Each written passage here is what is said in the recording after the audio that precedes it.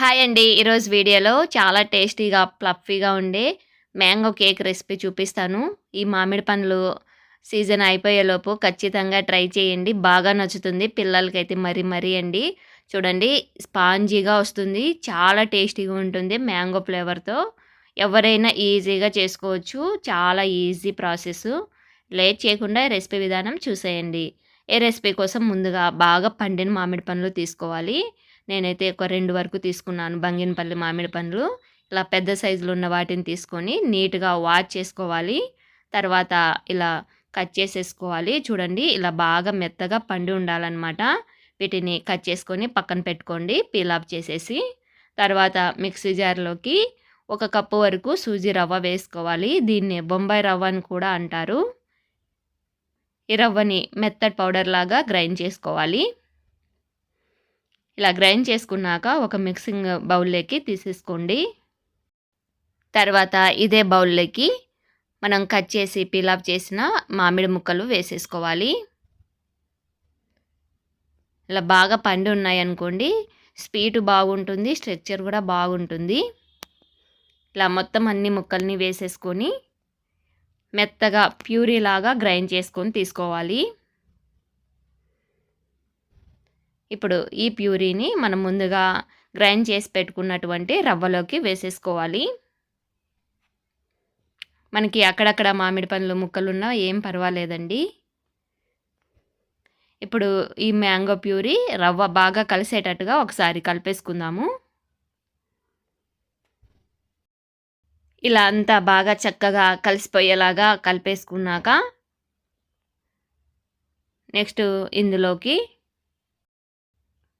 ఒక half cup వరకు sugar వేసుకోవాలి. మీరు షుగర్ని గ్రైండ్ చేసేసైనా పౌడర్ లాగా అయినా చేసుకొని తీసుకోవచ్చు. లేదంటే ఇలా డైరెక్ట్గా వేసేసుకొని బాగా కలిసే విధంగా కలుపుకోవాలి.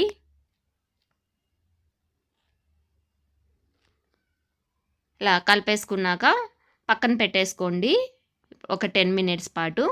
ఈలోపు మనం ఏదైతే టిన్లో కేక్ చేసుకోవాలనుకుంటున్నామో మీ దగ్గర కేక్ టిన్ ఉంటే కేక్ టిన్ లేదంటే అల్యూమినియం పాత్రలు ఉంటాయి కదా అవైనా తీసుకోండి. వాటికి ఇలా కింద నెయ్యి కానీ ఆయిల్ కానీ అప్లై చేసుకొని బటర్ పేపర్ ఉంటే ఇలా వేసేసుకోండి కట్ చేసుకొని. బటర్ పేపర్ లేకపోతే పొడిపిండి చల్లుకొని పక్కన పెట్టేసుకోండి.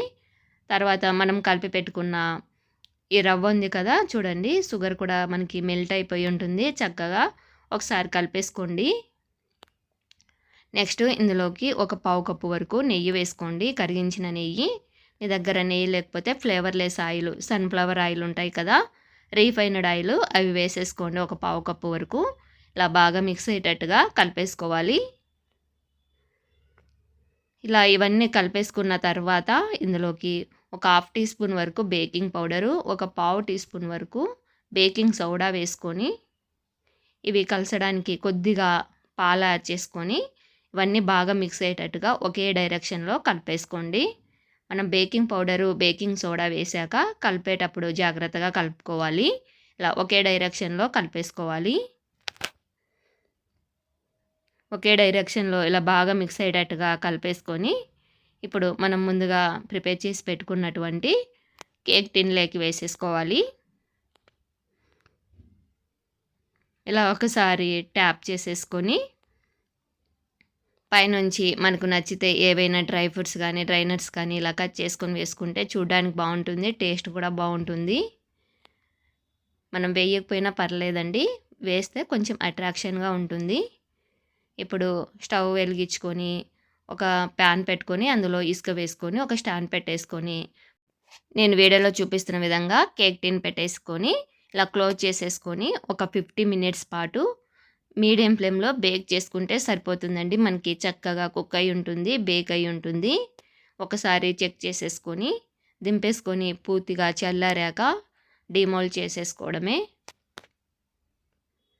ఇది పూర్తిగా చల్లారే వరకు పక్కన పెట్టుకున్నారనుకోండి ఈజీగా వచ్చేస్తుంది. మీరు బటర్ పేపర్ వేయకపోయినా పర్లేదండి. అల్యూమినియం పాత్రకి జస్ట్ గీ కానీ ఆయిల్ కానీ అప్లై చేసేసుకొని పొడిపిండి చల్లుకొని చక్కగా చేసేసుకోవచ్చు. అంతే అండి, మనకి ఫ్లఫీగా చూసారు కదా, మనకి ఫ్లఫీగా మ్యాంగో కేకు రెడీ అయిపోయింది. మీరు కూడా తప్పకుండా ట్రై చేసి చూడండి. మీకు ఎలా అనిపించిందో మీ ఫీడ్‌బ్యాక్‌ని నాకు కామెంట్‌లో చెప్పడం మర్చిపోకండి. ఈ రెసిపీ మీకు నచ్చినట్లయితే లైక్ చేయండి, షేర్ చేయండి. ఫర్దర్ వీడియోస్ కోసం మన ఛానల్‌ని తప్పకుండా సబ్స్క్రైబ్ చేసుకోండి. Thanks for watching.